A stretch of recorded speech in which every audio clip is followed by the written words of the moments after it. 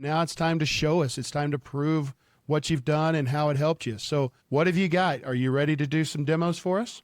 So yeah, like I said, we have some templates that we use for development for the different ROS or robot operating system versions. We have them tailored to our very specific needs. There's many tools that are very common in robotics development that we also use in our templates, but also some tools that are not very common. And we use the template that we have and created like a more general robotic template from that, or use that as a base. And I've set it up locally to demonstrate a little bit which tools we installed and why we installed them for the robotics development. You started off with one of the templates that were provided by Coder, one of the generalized templates, but Yes. I'm fairly certain we don't provide a template that helps host the robot operating system. So what kind of changes did you have to make to the template in order to make this viable for the club? Yeah, the main changes were, first of all, thinking about how to do a Docker file, what the image should look like, what's really needed, and then also how to install it, if we should pre-bundle it or install it later on inside of a script.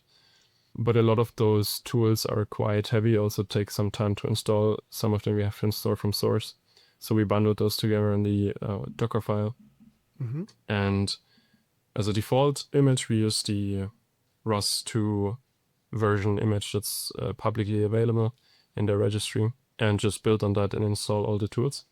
I think that's the one big change, and the other big change are the modules, I guess, that we use on top. It really took some time to think about, okay, how do we actually develop, how do we work? A lot of it is browser-based, because, well, we have our GitLab, for example, Mm-hmm. which is run in the browser. And also you have to look at the documentation constantly. So we like that idea of keeping the VS Code dev container set up. We provide both the desktop and the server. Let me open it up just to maybe give the people a little bit more options. But yeah, those two are really the default. Like I said before, we had a dev container set up before, still use it for a lot of things. And it just made the change that much easier, that we could use the same VS Code layout, let's say, because Mm-hmm. we're already used to that. We could also use some of the things from the dev container that we have.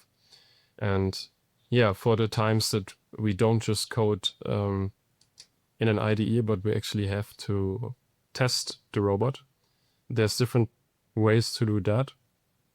There's many great tools, and we installed 3 of those in our template.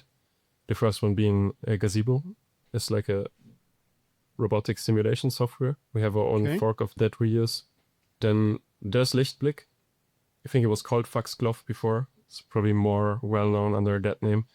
It's to visualize and plot certain things that the robot says. So ROS is publisher subscriber based.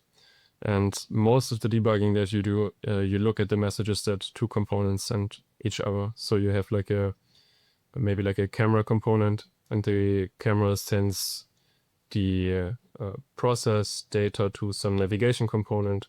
And then, I don't know, if the car fails to brake at a crosswalk, first thing that you would do is check, did the camera component actually send the crosswalk message to the navigation? So do we actually detect the crosswalk?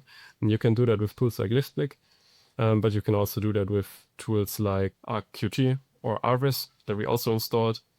All of those are GUI based. You have to have a GUI for development, and we had some talk about how to integrate that. We wanted to use like a web version similar to the code server, but most of those tools don't support it yet. So we use the Chasm VNC. I prepared a little bit something here, which just makes it easier to maintain in the short term, since we don't have to fickle together all the different things. If something breaks down the road, we can just use it in there right now, and once the WebSockets or the WebSocket versions get supported, we'll integrate that. At least that's the plan for now. Okay. So this is called Robots. It's also like a robotic simulation software. And you have your little robot here. This is like a demo version that we use to teach new students how to do things. Gotcha. And yeah, what you then do is you have, you can select a robot, and like I said, it's message based. So you send like a message which contains the new position for the robot, more or less. And then the robot would walk to position XYZ or rotate or stuff like that. And there's many tools like this that are simulation based that you can use, especially for the new members, to introduce them, to play around with it a little bit, I guess. And for those we need the GUI. That's why we use the Chasm VNC. Works quite well for us right now. And in the future, yeah, probably also some web-based solution if we can find it. It's a little bit difficult to navigate the ROS2 ecosystem jungle. Gotcha. So what's the development process look like? You kind of know what the competition's going to be. So you go in, you do the programming, you do the simulations.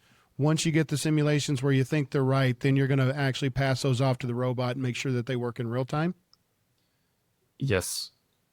There's multiple steps in between, but overall, we have the simulation, like I mentioned, we have our own version of that, where we can test specific features. We don't have, so we have two versions of our robot, so two people could test simultaneously, but it's much easier to develop at home and test it in the simulation if you can. But in the end, there's still always a simulation gap. You never have real world lightning, real world road conditions, so we actually have to test it on the road then too. But the overall development is really tested at home, right? Also some unit tests for a lot of these things. It's sufficient in unit tests for the simulation. Test it out visually in the simulation if you can, and then bring it onto the car or the robot and test it really in the workshop. So when you're getting ready for one of these competitions, do y'all have an idea of kind of what the competition's going to consist of? Do you try to build a simulation that's as close as you think it's going to be? Now, granted, we know it's a competition, so they're going to throw things at you that maybe you weren't expecting. But do you kind of preload, here's what we think the competition scenario is going to be, and that's how we do our simulations? And how long does it take you to set those simulations up? A long time. Okay. Are we talking weeks? We talking days? What are we talking here? So maybe let me start by giving a more general overview of our season. Competition is once a year, and for us the season actually starts after the competition. We take a lot of very meticulous notes throughout. We note down what worked, what didn't work, where the car maybe behaved strangely, or even just where it swerved a bit more in the curves, and create a long list. We have some special supervisors at the competition that really just investigate a single feature of the car for a whole weekend and document that. Now we have a very long list of things that we can look at after the competition and write out what we maybe need to improve on, what worked well. And from those lists, then we then develop our overall structure, I guess, throughout the year, what features we should fix, and in what order, maybe assign some priorities, assign some teams that work on different things, and then go from there. And then the simulation, adapting that, it's a bit dependent on what specifically we're testing. We can't simulate everything. This is our version of Gazebo. On the right, you can see the eco vehicle first-person view of our car. This is a top-down view of the same world, and this is the track as it actually was, I think, 4 years ago at the competition. We have like a small tool that we can draw the tracks in and adapt those. But what's much more tricky in this is to get the other conditions right at the competition. Like, for example, you can see there's no background, there's no reflections on the road. In real world, you never have perfect environment like that. So we have like a small generative adversarial neural network that adds some noise to the image and makes it a little more realistic. Well, and I see you're doing things like taking some of the sidelines out in certain parts of the road. We've got some things floating across, some trees, turns. Also, these are all things that are contained in the rulebook of the competition, so we also actually have to watch out for them. Gotcha. Now, you've been doing this for 5 years, so kind of walk us through what a competition season looks like, because it seems like, hey, we won first place last year.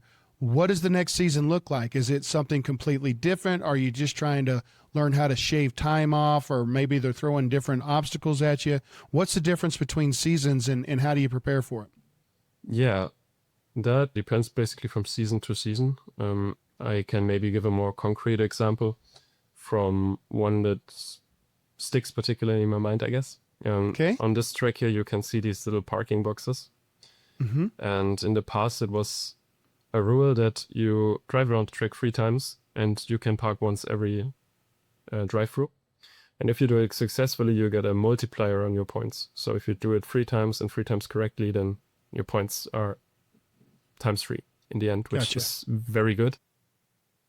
But we had some issues with the parking.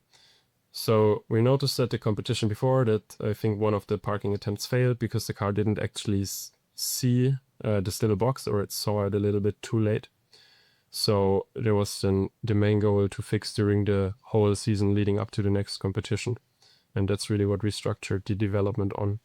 So once you have this bug, I guess, documented down after the competition, you start seeing how to reproduce it and then splitting it up onto different departments or different software departments that maybe have more insight into what the issue could be. For example, in this case, it could probably be like the computer vision or perception department that had an issue.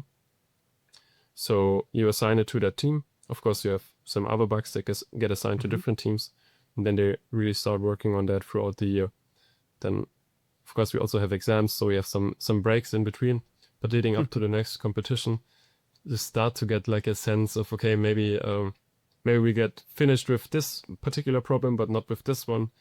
And maybe then 2 months before the competition, you really have to start to prioritize a bit more, write down like a deadline, say, okay, well, we do this for 1 more month and then it's a feature freeze and we just do optimization and really lock down all the things that need to be stable for the competition. And this then repeats until the actual day of the competition. We pull many all-nighters. And yeah, the day or the weekend of the competition then is really just routine, I guess. I think I can quite confidently say that we have a very good flow or process at the actual competition, where we have different people assigned to do different tasks or watch out for different things, like some that you have to run by certain changes, for example. So if you really want to do like a quick fix for, let's say, the parking algorithm at the day of the competition, you have to talk it over with the specific supervisor for that. And then it's really just routine and letting the car drive and hoping that it scores well. That sounds scary. We're gonna make a change the day of the competition. Yes, it does, but that's also one of the very fun parts because it's a lot of adrenaline involved. It was before my time, but there was also one situation where the display port or something died, so we couldn't really access the car other than SSH at the actual competition. And the SSH agent died as well. So someone had to, like, literally a couple of minutes before the start of the competition, plug in a keyboard and basically blindly write down correctly all the right commands to get the car in starting mode, and did it successfully. Wow. And yeah, it's a lot sort of hacking involved, but that's part of the fun. Yeah. That is part of the fun, right?